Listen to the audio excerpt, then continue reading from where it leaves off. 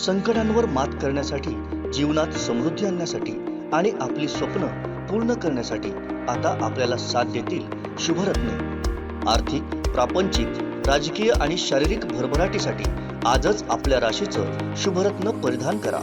5 पिढ्यांपासून विश्वासाची परंपरा। शुभरत्न केंद्र AH मोतीवाला, नेहरू चौक, Maharashtra बँकेसमोर, Nipani. Mobile 09448 14 24 21। तेवढंच नाही ना, शेड पाहिजेच त्याला, शेडची गरज आहे। अर्धवट शेड केलेली आहे, पण पूर्ण उद्या वंदे भारत पण कणकवलीमध्ये दाखल होत आहे, त्याबद्दल काय सांगतो? वंदे भारतम एवढी मोठी ट्रेन येते तर शेडची गरजच आहे ना। ही ट्रेन चालू केलेली वंदे भारत, काय सांगतात? हां, त्याच्याबरोबरच का आणखी एक गोष्ट की त्याच्या अजून पण संध्याकाळच्या वेळेला इथे सकाळची झाली ना, त्याच्यात जशी दिवा गाडी चालू आहे आपली रेग्युलर चालू आहे ती ना, सकाळ संध्याकाळ, त्याच्यातून कसं सर्वसामान्य सगळ्यांना त्याचा फायदा होतो आहे आणि सगळेजण जाता येत आहेत। तसं याच्यात आणखी काहीतरी त्याच्यासारखं एखादं चालू करावं रेग्युलर, म्हणजे कसं सगळ्यांना त्याचा जायला यायला उपयोगी आहे, कारण भरपूरच ताण पडतो आहे सगळ्या गाड्यांवरती आहे। गाडी चालू होते त्याबद्दल आमचं तर स्वागतच आहे त्याच्यासाठी, पण सर्वसामान्यांना जरा हे होईल असं तिकिटाची थोडीशी त्याने हे केलं तर त्याच्यात आणखी नसून भर पडेल। सर्वसामान्य म्हणजे नेमकं काय? सगळ्या त्याचा फायदा सगळ्या जनतेलाच झाला पाहिजे आपल्यासारख्या। सगळेच काय फसलं म्हणजे जनरली ते कसं आता 1800 आहे ना तिकीट तिची। हां, मग 1800 तिकीट म्हणजे सगळ्यांना ते सोयीस्कर होईल असं नाही ना, आणि कणकवलीत थांबते ते भरपूर म्हणजे चांगलीच गोष्ट आहे। त्यामुळे याचा जर 1800च्या जर कमी जास्त काय असेल ना, तर त्याच्यापासून सगळ्यांनाच जाता येईल त्याच्यातनं, म्हणजे जनरली सगळ्यांना त्याचा उपभोग घेता येईल। मी प्रॉपरली कोल्हापूरचा। ही ट्रेन जी चालू होते ही चांगली गोष्ट या लोकांसाठी, प्रवासासाठी, आणि ट्रेनचा परफॉर्मन्स हे बघता ती चांगली ट्रेन आहे आणि सोयीस्कर पण आहे आणि वेळेचे हे पण होते त्यामध्ये। ह्या गाडीचे तिकीट आहे ते साधारणतः चेअर कारचे 1800 रुपये आणि इकॉनॉमी क्लासचे 3500 पर्यंत जात आहे, त्याबद्दल काय वाटतं? पण त्यामध्ये तेवढं त्यांनी फॅसिलिटीज ॲड केलेल्या आहेत ना, जे लोक आपले लोकल ट्रेन आणि म्हणजे एक्सप्रेस आणि वंदे भारत ट्रेनमध्ये तेवढे त्याचे हे आहेत फॅसिलिटीज, आणि त्याच्या आता त्याचे जे तुम्ही म्हणताय 1800 रुपये जे तिकीट आहे ते थर्ड ACचे एक्सप्रेसचे थर्ड AC त्याप्रमाणेच कॅल्क्युलेट केलेलं जात असेल असं वाटतं मला। कुठून कुठे जाता तुम्ही? मी ह्याला चाललो आहे, केरळ चाललो आहे।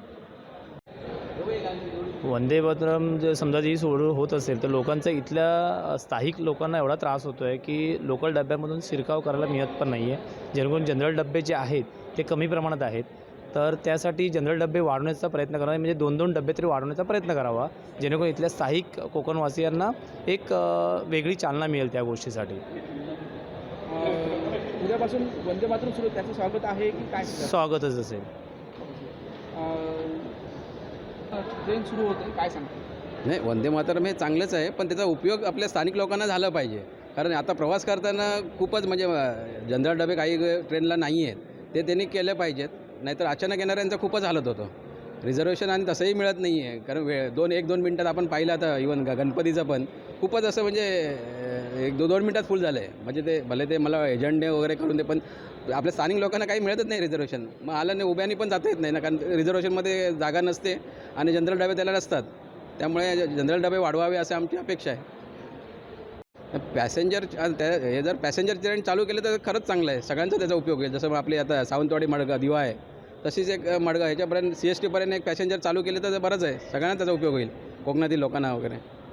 उद्यापासून कणकवलीमध्ये वंदे भारत ट्रेन सुरू होत आहे आणि उद्या ही कणकवलीमध्ये दुपारच्या सत्रात दाखल होईल। कणकवलीमध्ये आपण आहोत, कणकवलीमध्ये काय नेमकी परिस्थिती आहे ती पाहत आहोत। कणकवलीमध्ये येथे वंदे भारतच्या स्वागतासाठी हा एक टेंट उभारण्यात येत आहे, त्यातील जे उद्या मान्यवर आहेत ते इथे या वंदे भारतचं स्वागत करतील आणि त्यानंतर या ट्रेनला खरावताना सुरुवात होईल। उद्या ही एक पहिली फेरी आहे आणि नंतर परवा 28 तारखेपासून ही ट्रेन या ट्रॅकवरून धावेल। याचं जे टायमिंग आहे ते लवकरात लवकर कोकण रेल्वेकडनं जारी करण्यात येईल। आपल्याला टायमिंग रेल्वेकडून जारी केल्यानंतर त्याचं बुकिंग अधिकृत होईल, पण ह्याचा जो ट्रेनचं आहे ते उद्यापासून खऱ्या अर्थाने सुरू होत आहे।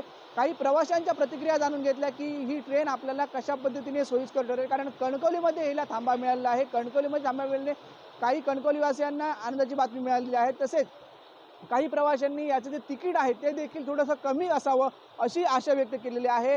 तसेच ह्या ट्रेनने उतरल्यानंतर जो शेड आहे ही तिथे पाऊस पडतो आणि पूर्णतः शेड ही असावी अशी देखील आशा व्यक्त केलेली आहे. कारण प्रवाशांनी जर ट्रेनमधून उतरल्यानंतर त्यांना जर भिजत यावं लागेल तर त्यांना त्रास सहन करावा लागतो आणि त्यामुळे शेड पूर्णतः असावी असं देखील त्यांनी एक आशा व्यक्त केलेली आहे. त्यामुळे वंदे भारत ट्रेनचे स्वागत होत आहेत, पण काही ज्या गोष्टी आहेत, प्रवाशांच्या मागण्या आहेत, त्या देखील पूर्ण व्हाव्यात अशी त्यांची अपेक्षा आहे. आमचे दिवसभरातले सर्व अपडेट्स, ताज्या घडामोडी आणि थेट लाईव्ह पाहण्यासाठी सबस्क्राईब करा, लाईक करा कोकणचं नंबर 1 महा चॅनल कोकण 7 लाईव्हचं YouTube चॅनल.